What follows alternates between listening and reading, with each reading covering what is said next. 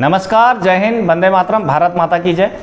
इससे पहले वीडियोज़ में पारदर्शिता के लिए क्या ज़रूरी है वो बनाया था, लेकिन लोग ये देखते हैं कि एमओडी का आया जवाब, प्रधानमंत्री ने मांगे मान ली, या इस प्रकार के इतने प्रस्तावों को मान लिया गया। इस तरह के हेडिंग नहीं डाला करता हूँ, अक्सर लोग इस तरफ से देखते हैं। अच्छी बात है जो जैसे चलाते हैं, लेकिन हमारे पहाड़ी दर्शक और ख़ास करके बड़े बुजुर्ग और देश के वो लोग, सबकी समझ नहीं आता साहब। समझते बनते सभी समझदार हैं कि ये तो वेल नोन है, ये तो सभी जानते हैं, लेकिन जब माइक मुंह पर लगाता है ना कोई यूट्यूबर्स, वहाँ पर एक ही चीज़ बोल पाते हो कि हमारी एमएसपी अफसर के बराबर होनी चाहिए। इसके अलावा कोई एनोमली संबंधी फैक्ट पॉइंट बहुत कम लोगों को देखा आपने, आप भी देखते होंगे, इंटरव्यूज देखिए, जोश बहुत अच्छा है, सब कुछ अच्छा है, लेकिन एक्सप्लेन नहीं कर पाते साहब लोग, ये सच है।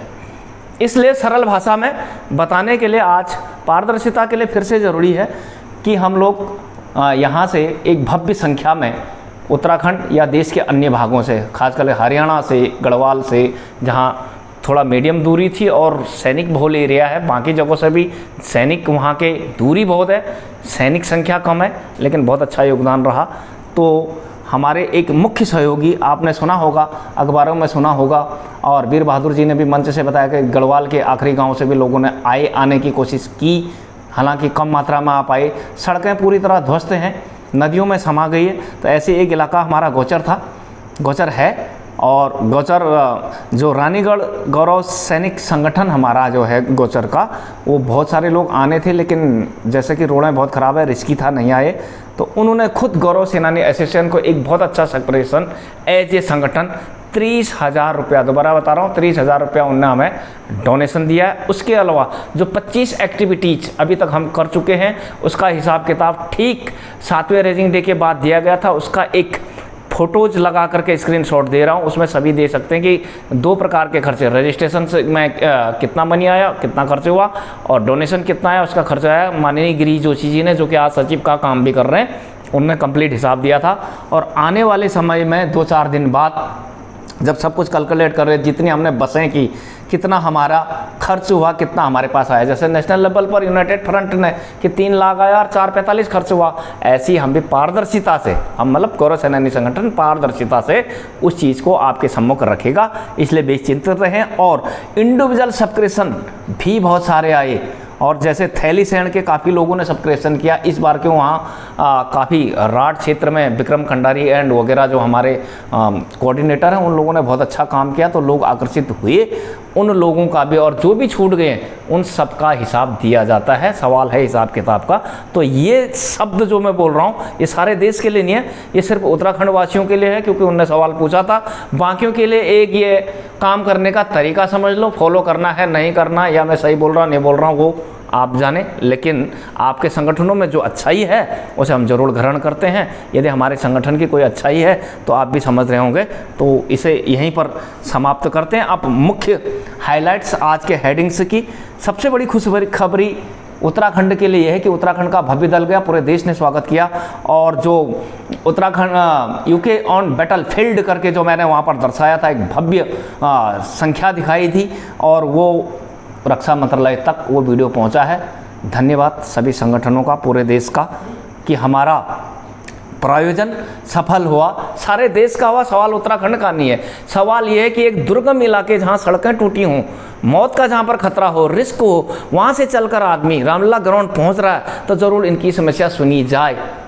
ये पॉइंट है वो, इसे इतना ही रखें। इसीलिए हमारा ये नहीं कि वीडियो हमारा गया तो अब बहुत बड़े डायरेक्टर हो गए हैं, ऐसा नहीं है। तो आगे की बात करते हैं। तो विसंगतियों के संबंध में हम जो कुछ मेरे पास जैसे एक श्याम बाबू, हरि बाबू करके आते हैं, सर बिहारस का क्या हो रहा है, बिहारस का क्या हो रहा है। अभी मैं आ रहा हूँ उसी पॉइंट पर।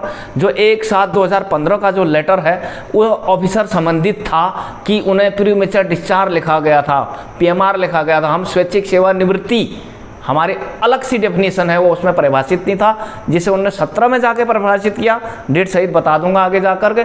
तो उस बीच वालों को मिलना चाहिए। दूसरा उनका सवाल था, क्या AFT में केस दायर हो सकता है? हाँ, पॉलिसी के अगेंस्ट केस किया तो जा सकता, लेकिन बहुत मुश्किल है। लेकिन 14 से 17 वो जो नहीं दे रहे हैं उनको देना ही पड़ेगा, जो कि हमने लेटर में डिस्क्राइब भी किया है।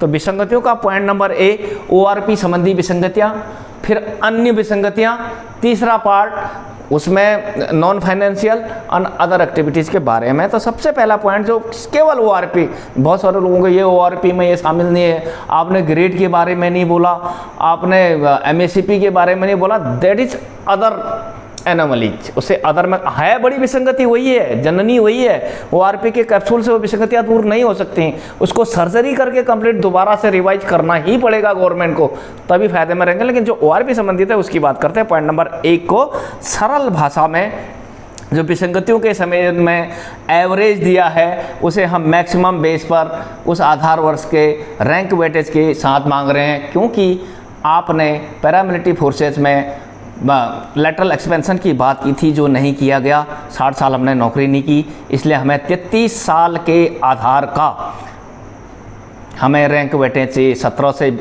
19 सिपाही रिटायर होता तो उसका रैंक वेटेज होता है 12, जेसीओ का है 6, तो वो गुणांक लगना चाहिए था ताकि मैक्सिमम 33 साल का बेनिफिट हम लोगों को मिलता। Point number 1।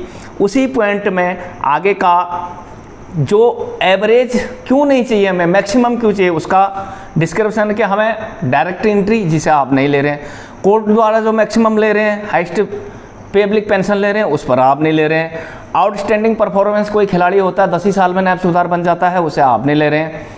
तो और फिर मैक्सिमम इन 3 फोर्सेस, एयरफोर्स में कभी कभी हवलदार जी सार्जेंट 8 ही साल में बन जाते हैं, इन्फेंट्री में जाके वो 18 साल में बनता है, तो कौन मैक्सिमम होगा। तो उन सब का एवरेज निकाल के मैक्सिमम देखना चाहिए था तीनों फोर्सेस का। तो क्यों, ये पॉइंट हो गया नंबर 1। आपने क्या देखा, आर्मी का एक हवलदार जी 15 में बन रहा, दूसरा 22 में बन रहा, दोनों का आपने एवरेज निकाल दिया, जिससे पेंशन का इंक्रीजमेंट हम आखिरी तक या आधे तक भी नहीं पहुंच पाए। आगे चलते हैं। ऑफिसर्स की जहां तक बात है कि एक जैसा फॉर्मूला नहीं हो सकता। एक तो लेंथ ऑफ सर्विस समान नहीं है, 57 से 60 एक लेंथ ऑफ सर्विस है, दूसरा हमारा रैंक बेसिस है 17, 22, 24, 26, 28 और 4 साल सूबेदार मेजर, और इस तरह से है सर, इसलिए वो मेल नहीं खा सकता एक जैसा फॉर्मूला। दूसरा, ऑफिसर नेवर मिनिमम कहाँ से हो जाता है, एवरेज कहाँ से होता है, नहीं होता है। 2 साल में कैप्टन बनना ही बनना है, 6 में मेजर बनना ही बनना है, 13 में लेफ्टिनेंट कर्नल बनता ही बनता है, लेकिन गारंटी नहीं है कि हवलदार जी 12 में बन जाए, कहीं 16 में बने या 20 में बने, इसलिए हमें मैक्सिमम ही चाहिए था जैसे आप मैक्सिमम है। तो अब आगे लेटर का हवाला 12/1 2014 D pension oblique policy 1 part 2 dated 7/1/2015 जिसकी बात हो रहा है, वो प्रीमेचर डिस्चार्ज PMR जो शब्द था वो जेसीयू और वार्स पर करेक्ट नहीं बैठता, ये कहना चाह रहे हैं लेटर के जरिए। और स्वैच्छिक सेवानिवृत्ति के अंतर्गत हम आते हैं, जिसको आपने संशोधित करके लिखा 6/6/2017 में। तो 6/6/2017 में किया, तो उससे पहले वाले को आप क्यों नहीं देंगे। तो हरि बाबू जी ये था वो। उसके बाद का AFT में केस करके भी बहुत मुश्किल है। आपको आपका प्रश्न का उत्तर, आप रेगुलर व्यूअर से हैं, धन्यवाद आपका। उसके बाद बहुत बड़े बुजुर्ग जो बोलते हैं कि हमें ठीक से मोबाइल चलाना ही नहीं आता, ये लेटर तो ठीक है, हमें सामान्य घरेलू भाषा में समझाइए, उसी की कोशिश की जा रही है। और अगला पॉइंट है MACP सब्सिडी रैंक मानते हो या हायर फाइनेंशियल अपग्रेडेशन मानते हो, क्या है एनोमली ORP के अंतर्गत उसे डिफाइन कैसे करोगे। कहीं पर MACP नायक, MACP हवलदार का कोई खाना, MACP नायब सूबेदार करके खाने का है ORP में जो आपने दिया, एक ही खाना है। MACP सूबेदार मेजर वो कहाँ से आ गया जब बाकी नहीं है, किस आधार पर निर्धारण कर रहे हो। तो ये सब एनोमलीज के अंदर आते हैं। फिर डाटा ढूंढते हैं उस बेस ईयर का मैक्सिमम मिनिमम का, जिसका लोअर डाटा मिलता है। तो मैक्सिमम लोअर डाटा मिल गया किसी का, तो उसे या मैक्सिमम मिल गया तो क्या करते हैं, जहाँ लोअर है तो उसे एक रैंक पीछे लाते हैं आप। यानी हवलदार जी के डाटा है तो उसको नायक की पेंशन, नायक को सिपाही की, तो नीचे को आ रहे हैं लोग। जहाँ हायर नहीं मिलता है, लोअर मिल गया, हाँ, तो उसे हायर मिल गया, तो लोअर नहीं मिला तो उसे आप 30% कम कर दे रहे हैं। लेकिन जहाँ जिस वर्ष का लोअर मिल गया तो क्या 3% बढ़ा रहे हैं, नहीं बढ़ा रहे हैं। इसका उदाहरण दिया है, यदि 13 साल में लेफ्टिनेंट कर्नल बन ही जाते हैं तो 21 साल में मेजर साहब का डाटा आपके पास कहाँ से आया, ब्लैंक क्यों नहीं हुआ वो डाटा। अगर ब्लैंक है तो 21 साल में मेजर साहब को कैप्टन पर इंक्लूड क्यों नहीं किया आपने। जिस प्रकार से यदि 1 डाउन आप करते हैं नायब सूबेदार का, आपके पास हाइस्ट डाटा नहीं मिला, तो उसे आप 1 डाउन करके हवलदार के डाटे से दिखा रहे हैं।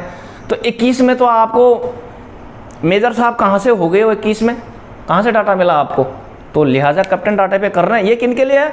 2006 से पहले जो ऑफिसर से पेंशन चले गए होंगे वो मेजर पेंशन भी होंगे, क्योंकि अब तो मेजर होते ही नहीं है, उनको भी आपने पूरा बेनिफिट दे के रखा है।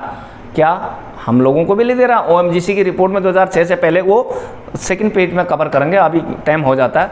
उस OMGC की रिपोर्ट में क्या और क्या मांगा गया उसके लिए करेंगे साहब। तो ये था, आपने समझ लिया होगा। तो ये ORP की विसंगतियाँ थी। उसमें अगली विसंगति आती है XPA को इंक्लूडिंग आप 3600 के हिसाब से करें, 62 से क्यों नहीं कर रहे हैं? आखिरी जो BRS का 7/1/2015 का लेटर और 6/6/2017 का बता दिया, 6/6/2017 के बाद ही अमेंडमेंट किया गया था, तो 14 से 17 के बीच आप देंगे क्यों नहीं? ये दोबारा आ गया है पॉइंट। तो जो परसेंटेज वाइज बजट जो इस आपके एवरेज बेसिस देने की वजह से है, तो सबको बराबर परसेंटेज फायदा क्यों नहीं हुआ, यह दिखाने के लिए एक चार्ट दे रखा है जो 40 इंक्रीजमेंट के आधार पर है। इसलिए क्योंकि आप ही ने कहा था कि लेटरल एक्सपेंशन करेंगे, तो सबके 40 इंक्रीजमेंट हुए। यदि लेटरल एक्सपेंशन नहीं, जो डिफेंस का आप बोलते मोर कॉम्पैक्ट, तो पेज नंबर 103 6/1/27 के हवाले से आप कहते हैं, और पेज नंबर 88 और 80 में जिसे आप कहते हैं कि ये मोर कॉम्पैक्ट है, fair compromise with civil counterpart से 24 इंक्रीजमेंट आपको दिया जाता है। स्पेशल ग्रेड आपको दिए जाते हैं जो कि यूनिक हैं, और MNS को आपसे अलग किया जाता है, सिविलियन को अलग किया जाता है। उसी की बात अगर सुन ले, 24 इंक्रीजमेंट की भी बात करें, तो दोनों का अगर देखा जाए तो 40 इंक्रीजमेंट के आधार पर सिपाही का 28.61% बढ़त हुई, और यदि आप 24 इंडेक्स मानते हैं जहाँ पर 43,100 उसका 24वां इंडेक्स है, उसके हिसाब से 45.87 सिपाही के बढ़त हुई है। दूसरा, आप 24.11% हवलदार जी बढ़े 40 इंक्रीजमेंट के हिसाब से। डिफेंस इंडेक्शन देखते हैं आप, तो वो 38%, यानी जैसे जैसे हमारे रैंक ऊपर गए वैसे वैसे हमारा परसेंटेज नीचे आया, इसलिए जिसे वो कुछ नहीं मिला। आगे जाकर नायब सूबेदार साहब 23.20 ही बढ़े हैं पेंशन में। यदि डिफेंस इंडेक्स को दिखा जाए तो वो है 37.25, सूबेदार का है 21.7171, और डिफेंस इंडेक्स को देखा जाए तो 34.95। लेकिन ऑफिसर्स का कर्नल, इसलिए बोला कर्नल से नीचे लेफ्टिनेंट कर्नल, TS अब्लिक कर्नल एक ही पेंशन है साहब, आप देखिए तो सही डाटा को। तो वहाँ पर जो 40 मैट्रिक्स के हिसाब से एज सिविल काउंटर पार्ट के हिसाब से देखते तो 48.71 है, और यदि डिफेंस इंडेक्स को अगर देखने की बात गवर्नमेंट करते कि आपका इंडेक्स डिफेंस है, तो उसी की बात भी करते तो आइए, तो वो 53% है। तो अब लगाइए, जैसे जैसे हमारे रैंक ऊपर गए वैसे वैसे परसेंटेज उनका कम होता गया और बेनिफिट कम होता गया, और आप जा कर के 50% से ऊपर हो गए। तो ये फॉर्मूला जो आप कहते हैं कि एक जैसा दिया तो परसेंटेज बराबर क्यों नहीं आया, ये था प्रश्न। दोनों हाल, चाहे आप डिफेंस इंडेक्स देखो या टोटल सेंट्रल गवर्नमेंट इंडेक्स देखो, कि 53% बाकी सब क्यों नहीं है। सवाल ये था।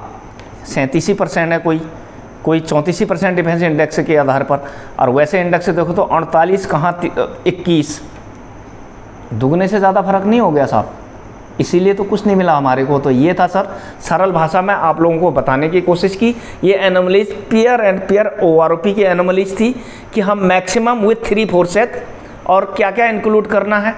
डायरेक्ट एंट्री, जैसे डायरेक्ट एंट्री कौन आते हैं, एजुकेशन हवलदार जी आते हैं आपके, और प्लेन पंडित जी आते हैं, नायब सूबेदार डायरेक्ट।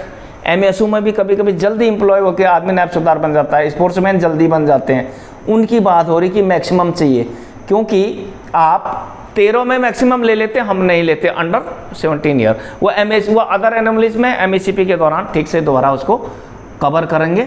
और BRS को आप क्यों नहीं देंगे 2017 तक, वो कवर हुआ।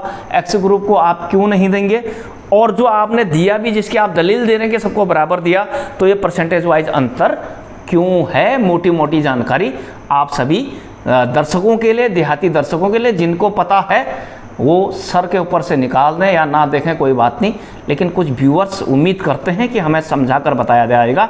तो अगले पॉइंट में अदर्स एनोमलीज का इसी प्रकार से आपको देसी भाषा में समझा कर दे दिया जाएगा। धन्यवाद, नमस्कार, जय हिंद, वंदे मातरम, भारत माता की जय।